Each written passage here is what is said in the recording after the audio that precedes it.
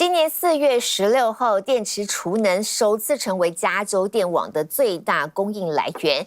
在傍晚用电高峰期呢，电池储能的输出首次超过了燃气、水力、核能和再生能源，输出电力高达6.18吉瓦峰值，占比达到了24.4%。这对全球来说呢，是一件具有里程碑意义的事件。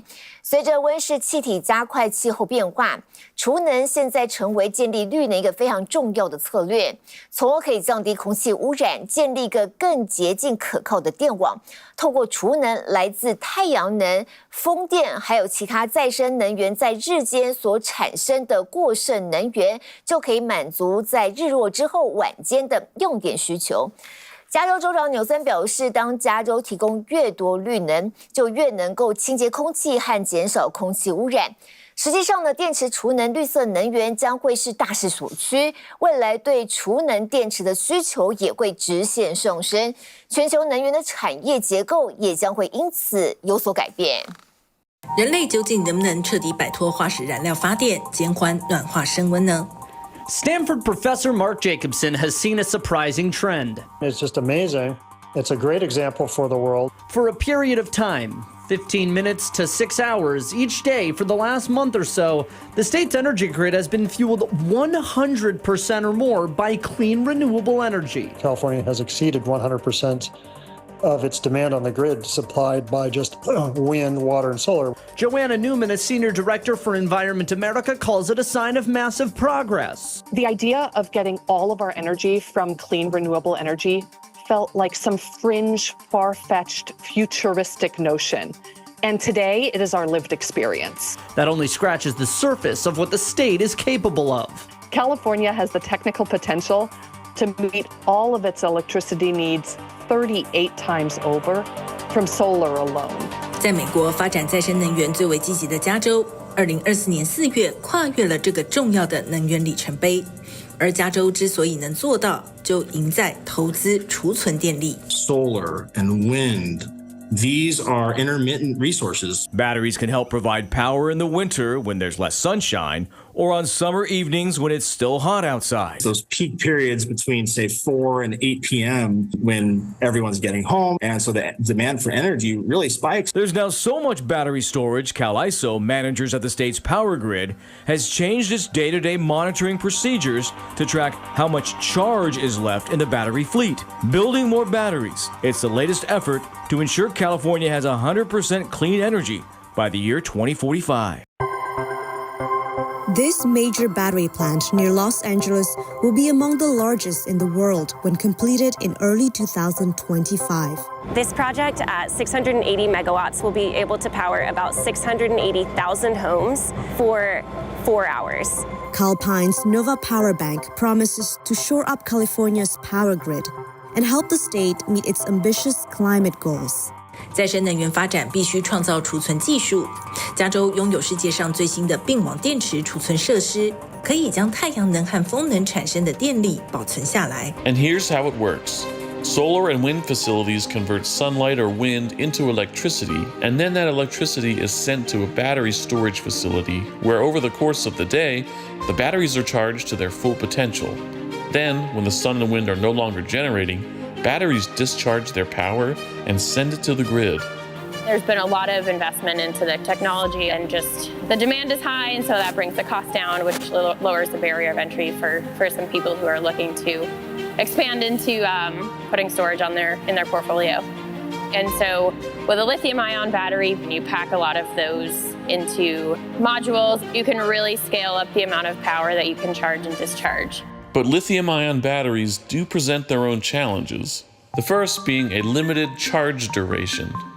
Storage resources have a limited amount of state of charge, so they can't run indefinitely. So you can turn them on at 5 p.m., and if they're running flat out, most of the resources we have on our market can run for about 4 hours. And 4 hours, as you know, isn't much time, and that's if they're charged up at the absolute maximum they can ever be charged up. A number of agencies are working together to facilitate and deliver this new energy resource. Leading the charge is the California Independent System Operator, or California ISO. California ISO is the kind of the traffic cop or air traffic controller of the energy system in 80% of California. We balance the system on a second-by-second basis, and we make sure that all the lines don't overload, and we make sure that we have sufficient supply to meet the demand. We're in the first phases of trying to get to that 2045 goal. So we have some older gas generation on our system that we're in the process of retiring. As we retire that gas generation, now we have the gaps that that generation is leaving that need to be filled by something else. Well, the resources that are filling it are storage resources. 自2020年以来，加州的电池容量急剧扩大，目前已经拥有全美约55%的电力储存容量。And I should say, battery and storage is one type of technology for storage. Storage in of itself, long term, is really going to enable the vast amounts of sunshine that we have in California and in the West, and be able to harness that power, hold it for a period of time, and push the delivery of it till later in the day. The batteries at the Alamitos plant are provided by Fluence Energy. They've watched the technology become increasingly more efficient and affordable. Since the cost of batteries have been able to come down a lot, we are seeing the ability for batteries to compete directly against traditional thermal generation like coal or gas turbines that can provide either baseline or peaking capacity.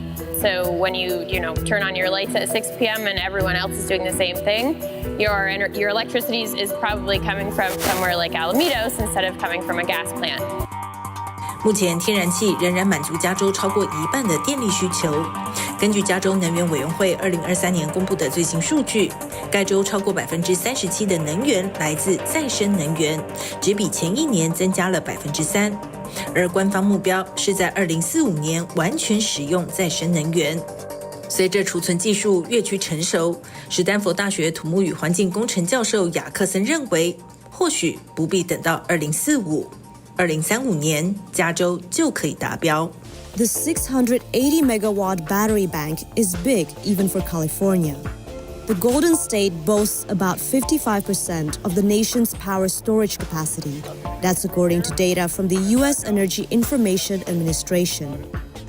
Calpine is bringing online 620 megawatts of the bank in 2 phases starting summer 2024. It will open the remaining 60 megawatts in 2025. Battery projects in the hundreds of megawatts are becoming more common. Such large systems already exist or are underway in Florida, Australia, the United Kingdom, and China. More than a decade ago, California became a pioneer when it mandated that utilities begin procuring energy storage. The state needs about 50 gigawatts of battery storage to meet the goal of getting all of its power from carbon-free sources by 2045. It currently has about 7 gigawatts of storage. Mark Rothledder is the Chief Operating Officer at the California Independent System Operator, which manages the state's electric grid. There's other jurisdictions that are going through this transformation, but I'd say California is leading the U.S. in terms of that transformation between the diverse resources it has, wind, solar, geothermal, and now storage kind of helps it get through and kind of balances it out and shifts those energy around when you most need it.